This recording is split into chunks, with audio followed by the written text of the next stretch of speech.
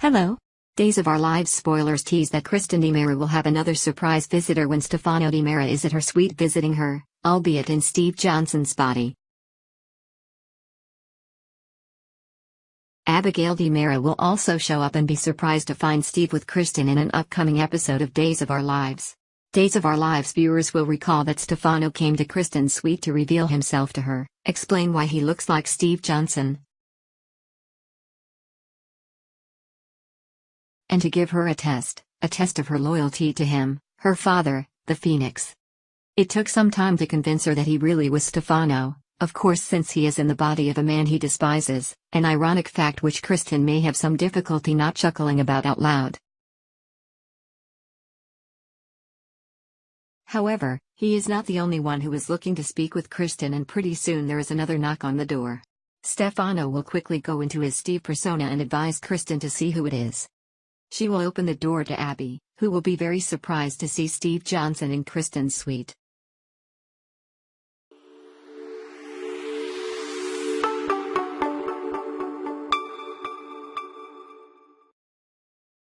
How will Stefano and Kristen explain that? Chances are, Steve will make a quick exit and Kristen will act like she's glad that Abigail dropped by, because she was very uncomfortable with all of Steve's questions.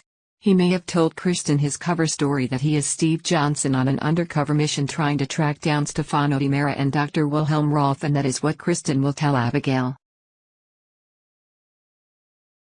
Of course, Kristen will tell her that she hasn't heard from Stefano herself, but that Chad DiMera told her he had been in touch with him and was glad that he is still alive. Abby may be surprised that Steve hasn't come to question Chad about Stefano's whereabouts. Abigail may, however, be suspicious of Kristen's story, especially if she's talked to her parents about Steve.